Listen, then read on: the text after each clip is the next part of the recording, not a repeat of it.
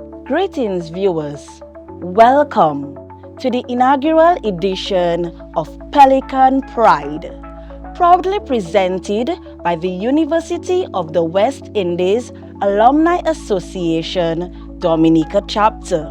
This initiative seeks to celebrate and highlight distinguished UWI alumni who have been stalwarts, trailblazers, and change makers in their respective fields.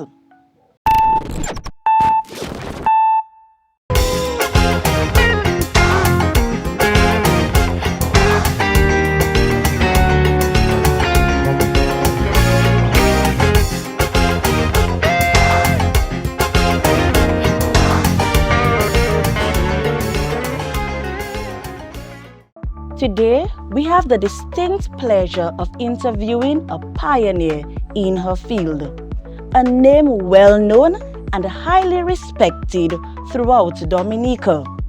Eye specialist, Dr. Hazel Shillingford-Ricketts.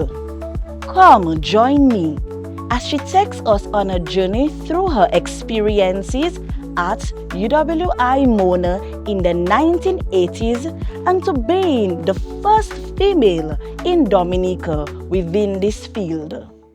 For this interview, we visit Dr. Ricketts at a beautiful residence in the scenic community of Mont Daniel.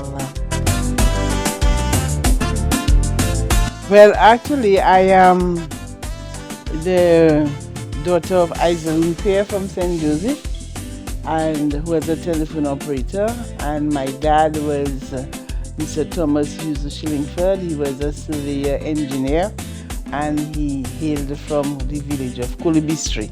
I grew up with my mom and my sister Janice. I was born and brought up in town. I went to Mrs. Rose Johnson Preschool in Roseau and then to St. Martin's School. I started Convent High School in 1970, and then from there I went to Sixth Form College, and I worked for a year at Bank Forces.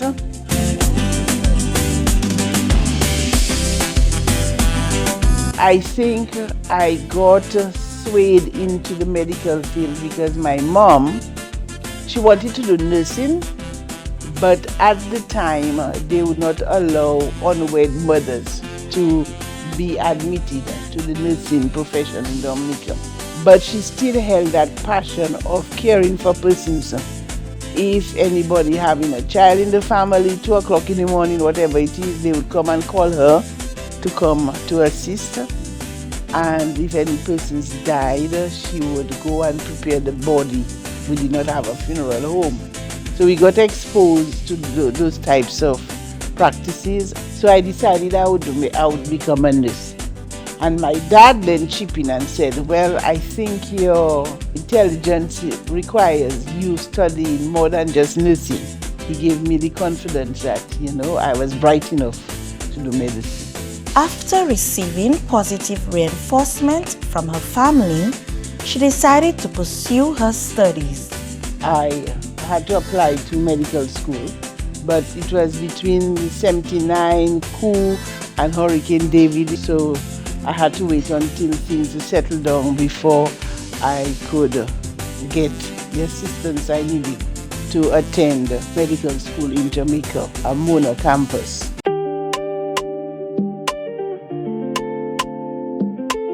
I stayed on Irving Hall, and it was fun because you met students from different islands, different cultures, and they really looked out for one another.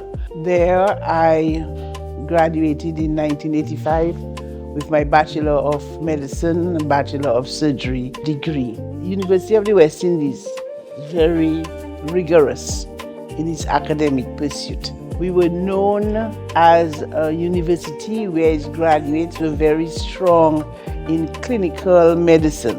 And this is one of the reasons why at the time we students chose the University of the West Indies, because we know the quality of graduates that came out of there. It was also our university in the West Indies, and we felt very proud about that.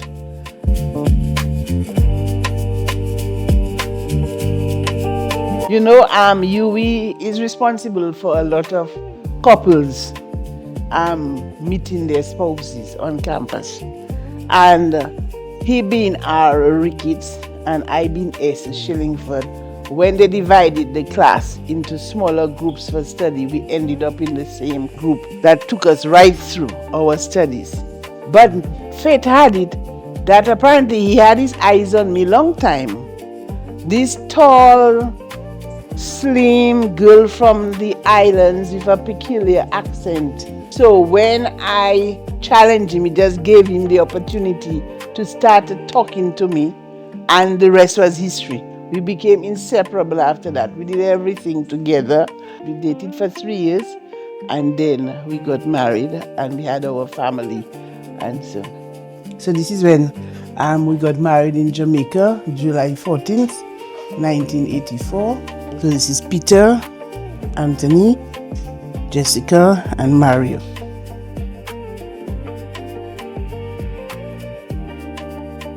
Well, you know, it was very challenging because you have to be constantly making a choice.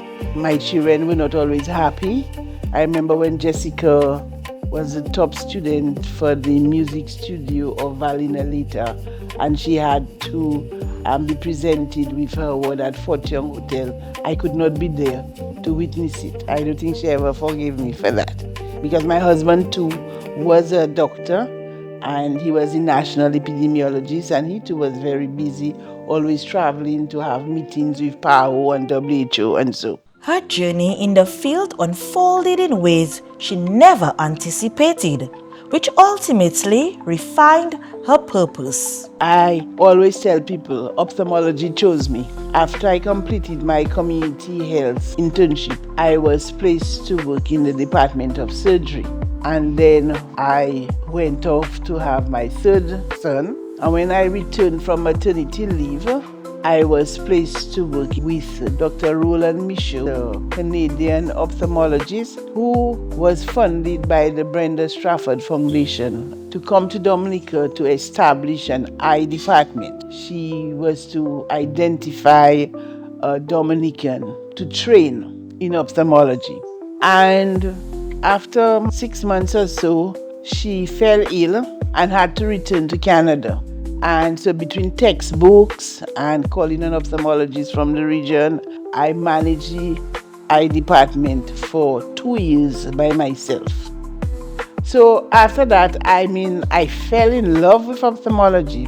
I sent off my applications, and I found out that there was a training program in Ottawa.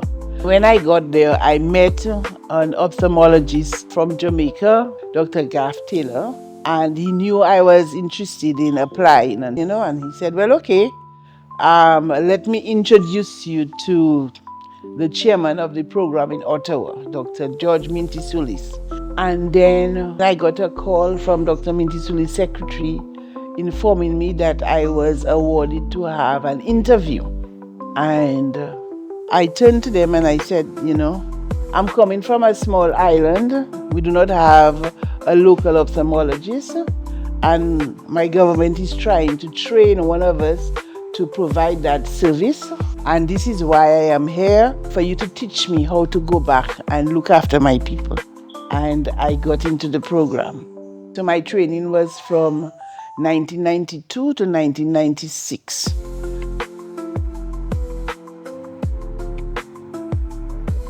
First of all, I was the only ophthalmologist in Dominica for 20 years. So I had to devise ways of making eye care more accessible. So the first thing I did was to train the nurse as an ophthalmic technician, so she could do some of the duties that I would normally do. By then, I used to do a lot of public health education. I was always on the radio talking about glaucoma, diabetes, whatever it is. I also collaborated with other organizations outside of Dominica.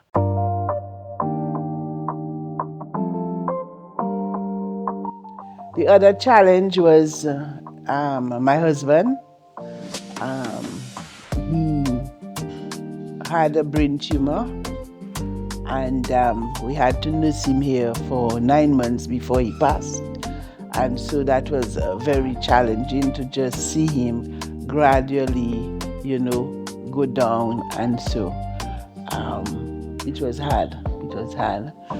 Then my son, the first one, he was involved in a motorcycle accident in January of 2017, where he lost both his legs. So I had him upstairs, a bilateral amputee, and then I had my husband downstairs being nursed,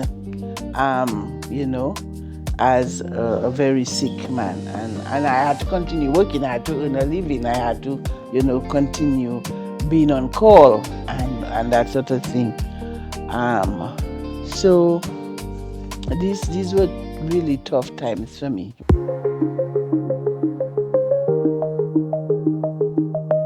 I established a screening program for diabetic retinopathy, where we would take photos at the back of the eye, and then we would look at the results and determine which of the diabetics had eye problems, so we could bring them in earlier. Because what I found out very early was that our waiting time in the hospital was over a year. So by the time a diabetic got to see me, their disease had moved on to a blinding stage. We were using a camera. We had to develop film. Once PAHO found out that I was doing that, they realized it wasn't so cost effective to do that, so they bought us a digital camera. And by that time, I had trained one of our nurses to take the photos and to screen to detect who were affected. The other islands found that was a very good thing, and they wanted to have such a program. So the Caribbean Council for the Blind, when they found out that the Queen was funding programs to observe her Jubilee anniversary, they wanted to apply for funds to set up programs in other islands. And because we were the only ones doing it, we had to work with them to show them, the ups and downs and so. And the program was set up in St. Lucia, Belize, and Jamaica. And that is how I got to visit the Queen in Buckingham Palace. I have ensured that there are enough trained staff. So instead of having one ophthalmologist, in total there are 5 ophthalmologists in Dominica. There is a lot more that can be done to enhance the services, but we have come a long way. So having retired from the service, I feel very happy and proud that I left a service much better than what I got when I came in.